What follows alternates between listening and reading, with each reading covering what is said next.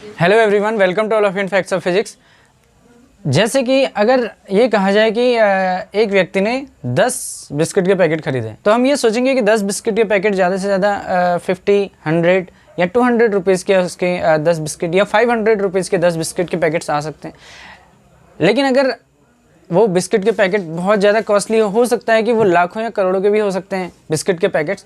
वो डिपेंड करता है कि एक बिस्किट के पैकेट कितने का है, इसलिए हमको 1 की कॉस्ट पता होना ज़रूरी है। सिमिलरली हम इसको फिजिक्स में देखें तो अगर फिजिक्स में कहा जाता है कि 100 न्यूटन फोर्स, 10 न्यूटन फोर्स या दो चार्जेस के बीच में जो फोर्स है वो 100 न्यूटन है, 500 न्यूटन है। ग्रेविटेशनल फोर्स 10 न्यूटन है या 100 न्यूटन है या 5000 न्यूटन है या फिर 0.5 न्यूटन है, तो इससे हम कैसे आइडिया लगाएं कि ये है कितना आखिर इसके लिए हमको सबसे पहले जानने की ये ज़रूरत होगी कि 1 न्यूटन क्या होता है। What do you understand by 1 Newton?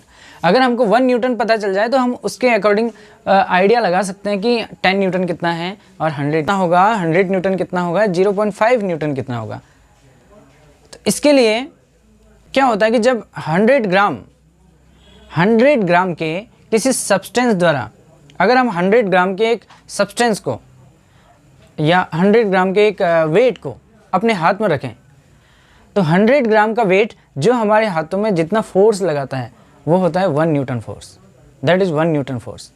The force exerted by approximately है 100 पॉइंट समथिंग हो सकता है या 100 हो सकता है, तो ऑलमोस्ट हम इसको नियर में ले रहे हैं कि 100 ग्राम का जो वेट होता है या कोई भी चीज़ 100 ग्राम की है, 100 ग्राम की अगर कोई भी चीज़ है तो 100 ग्राम का वेट जितना हमारे हाथ में फोर्स लगाता है वो होता है 1 न्यूटन फोर्स। ऐसा क्यों होता है इसको हम थोड़ा प्रूव कर लेते हैं। जैसे कि हमारे पास फॉर्मूला होता है F equals mg। Force equals होता है mass into gravitational acceleration. Force equals होता है मास इंटू ग्रेविटेशनल एक्सेलरेशन। सो अगर तो आइए इस बात को प्रूव करते हैं। जैसे कि हमको पता है Newton second law of motion कहता है F इक्वल्स ma, बट जब हम ग्रेविटी के केस में हम इसको क्या लिखते हैं F इक्वल्स mg। अब वो है F इक्वल्स mg। अब मैंने यहाँ पर कहा कि 100 ग्राम का मास, तो यहाँ पर m की वैल्यू 100 रख दें, इट बिकम 100, और g की वैल्यू हम रखते हैं वैसे 9.8 होती है, बट अभी हम फिलहाल उसको अप्रोक्सीमेटली, वैसे 9.8 होती है लेकिन अप्रोक्सीमेटली हम इसको फिलहाल 10 मानते हैं। तो अगर ये 10 रख दिया जाए सो इट बिकम 1000। लेकिन ये था ग्राम में, यार पहले ही बदल देना, 100 ग्राम। अगर ये 100 ग्राम में है तो मैं केजी में कन्वर्ट करने के लिए इसको 1000 से डिवाइड कर दूंगा। और जी की वैल्यू है ग्रेविटेशनल एक्सेलरेशन, वैसे जी की वैल्यू क्या होती है 9.8 मीटर पर सेकंड स्क्वायर। कभी हम इसको एक्सप्लेन करेंगे कि what is G and how it varies और वो सब कुछ, लेकिन ये ग्रेविटी का एक्सेलरेशन होता है। ग्रेविटी हर चीज़ को खींचती है कितने एक्सेलरेशन से, 9.8 मीटर पर सेकंड स्क्वायर। बट अप्रोक्सीमेटली हम इसको अभी 10 मीटर पर सेकंड स्क्वायर अगर ले लें सो ये हो जाएगा 10 मीटर पर सेकेंड। तो अगर इसको सॉल्व कर दिया जाए तो f की वैल्यू जो आएगी दैट इज़ 1 न्यूटन। 100 ग्राम का जो वेट है या कोई भी ऑब्जेक्ट है वो हमारे हाथ पर जितना भी फोर्स लगा रहा है वो 1 न्यूटन है।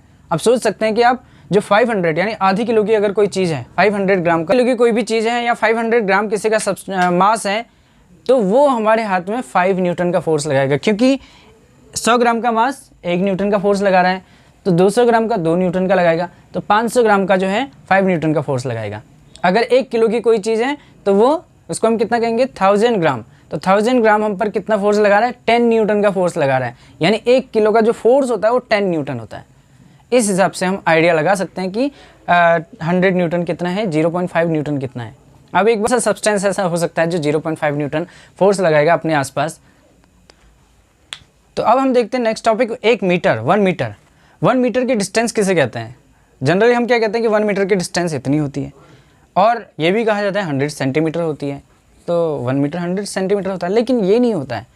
एक्चुअल में 1 centimetre is 1/100th part of 1 metre. जो स्टैंडर्ड है वो 1 मीटर है। 1 मीटर का जब 100 टुकड़े कर दिए जाए तो उसका एक टुकड़ा 1 सेंटीमीटर कहलाता है। इसका मतलब 100 जो जैसे किलोमीटर है तो 1000 मीटर को जब ऐड कर देते हैं तो 1 किलोमीटर बनता है। इसका अंदर स्टैंडर्ड 1 मीटर है, तो 1 मीटर कहाँ से आया? What is 1 metre? तो इसको डिफाइन करने के लिए कुछ साइंटिस्टों ने 1983 के आसपास में इसको एक्सप्लेन किया था और ये बताया था कि जब लाइट की जो स्पीड होती है वो अप्रोक्स में, मैं यहाँ पर अप्रोक्स वैल्यू ले रहा हूँ, वैसे 2.997 इंटू 10⁸ मीटर पर सेकेंड होती है। अब जिसको मैं ऑलमोस्ट 3 इंटू 10⁸ मीटर पर सेकेंड कह रहा हूँ। अब जब लाइट की स्पीड एक सेकेंड के, ये है लाइट की स्पीड कितना, 1 सेकेंड में चली गई दूरी। लाइट की स्पीड द्वारा 1 सेकेंड में चली गई दूरी कितनी है, 3 इंटू 10⁸ मीटर। 1 सेकेंड में 3 इंटू 10⁸ मीटर चलता है लाइट, यानी कि अगर इसको वैसे देखा जाए तो 1 सेकेंड में 3 लाख किलोमीटर चलती है लाइट, इतनी ज़्यादा स्पीड होती है लाइट की। तो लाइट 1 सेकेंड में 3 लाख किलोमीटर चल रहा है, तो 1 सेकेंड के 3 इंटू 10⁸, 1 सेकेंड के ऑलमोस्ट, तो इसलिए हम कह सकते हैं कि 1 सेकेंड के 30 करोड़वें भाग में, तो हम कह सकते हैं कि 1 सेकेंड के 30 करोड़वा, हमने 30 करोड़ भाग कर दिया 1 सेकेंड के, सोचिए उस 30 करोड़वें भाग में लाइट ने जितनी डिस्टेंस ट्रेवल की है उसको कहते हैं 1 मीटर। लाइट के द्वारा चली गई वो डिस्टेंस, कितनी डिस्टेंस, 1 सेकेंड का 30 करोड़वा जो भाग होता है, उस भाग में लाइट कितनी डिस्टेंस ट्रेवल करता है उसे क्या कहते हैं, 1 मीटर। That is 1 metre.